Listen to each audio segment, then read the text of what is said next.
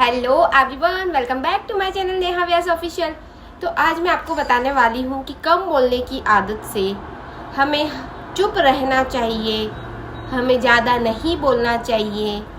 और जो हमारे कम बोलने की आदत है, इससे हम हमारी लाइफ में कितना कुछ अचीव कर सकते हैं, हम हमारी लाइफ में कहाँ से कहाँ तक बढ़ सकते हैं।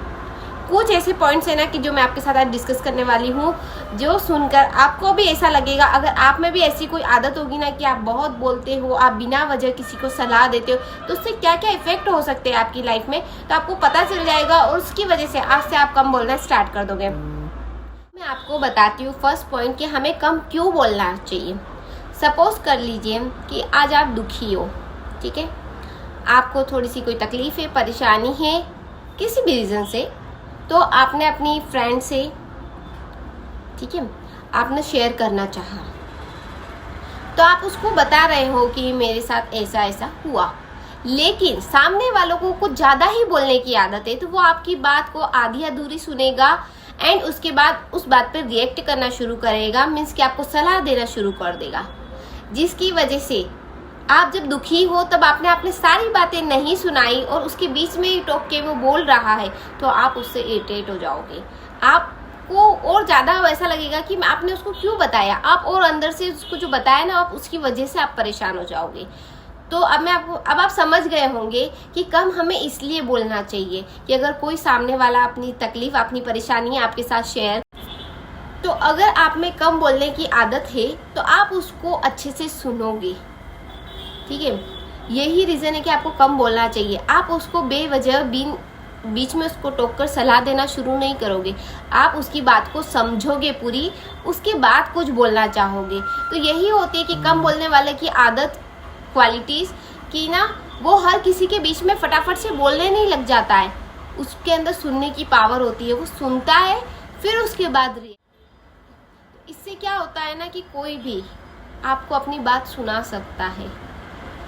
और यही है कि आप बीच में बोलोगे तो कोई भी आपसे बात करना भी पसंद नहीं करेगा, क्योंकि आप सुनते कहाँ हो सामने वाले की, आप तो बोलते ही जाते हो बेमतलब का। आज से आप ये आदत डाल दो कि आपको कम बोलना है और ज़्यादा सुनना है। हम सेकंड नंबर पे आते हैं कि अगर आप खुश हो ना और दुखी हो, दोनों ही, अब आपकी अगर कम बोलने की आदत है ना, तो इसमें आपको बहुत अच्छा ही बेनिफिट रहेगा।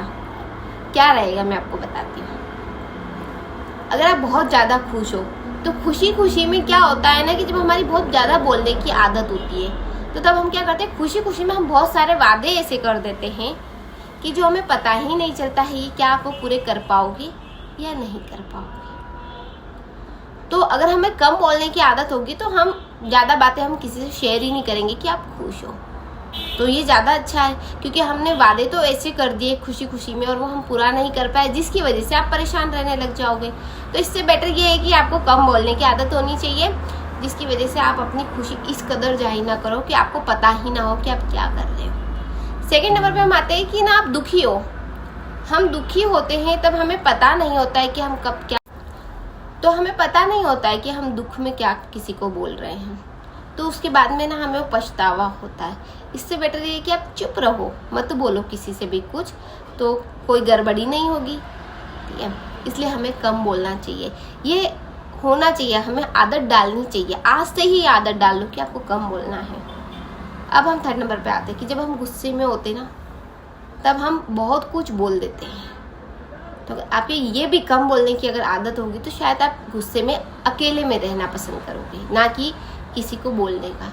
आप उसको छोड़ दो, जाने दो, और आप कम बोलो, चुप रहो। चुप रहना ही बेहतर है यहाँ पर, जब हम दुख, खुशी और गुस्से में हो, तीनों में ही हमें अंदाज़ा नहीं होता है कि हम क्या बोल दे रहे हैं। तो इससे बेटर है कि हम इस वक्त चुप हो जाए, और अगर हम इस वक्त चुप हो गए तो बहुत ही अच्छा रहेगा हमारे लिए। और हम कम बोलना और चुप रहने के कुछ फ़ायदे होते हैं कि अगर हम चुप रहेंगे तो हम ना तो गुस्से में किसी को कुछ कहेंगे, ना खुशी में कुछ कहेंगे, ना दुख में कहेंगे।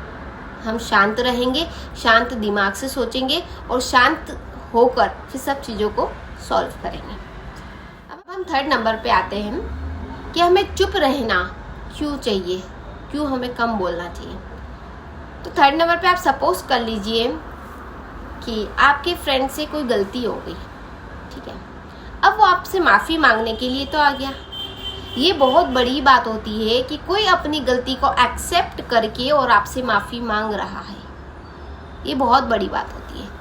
लेकिन आप तो चुप ही नहीं रहना चाहते ना, तो आपने वहाँ पर क्या किया कि वो आपसे जब माफ़ी मांग रहा होता है तब आप उसकी बात को ना सुनकर, ठीक है, उसको पुरानी बातें याद दिला रहे हो, उसको ताने मार रहे हो। उससे क्या होगा कि वो इंसान नेक्स्ट टाइम किसी से भी माफ़ी मांगने से पहले 10 बार सोचेगा कि क्या मतलब माफ़ी मांगने से, जब माफ़ी मांगने गए तब आप तो ताने मार रहे हो, उनको पुरानी बातें याद दिला रहे हो। तो उस वक्त हमें उन सब बातों को भूलकर सिर्फ चुप रहना चाहिए। सामने जो लास्ट पॉइंट है ना, सबसे ज़्यादा इम्पोर्टेंट है हमारी लाइफ के लिए, कि आपको सामने वाले की बात सुनना बहुत ज़रूरी है। इसी की वजह से हमारी लाइफ में, हमारे रिलेशन में सब जगह पे ना गलत फहमियाँ हो जाती हैं। जब आप सुनने की शक्ति ही नहीं रखते हो ना, आप सामने वाले को सुन ही नहीं रहे हो, तो इसी वजह से तो बहुत सारी गलतफहमियां होती है।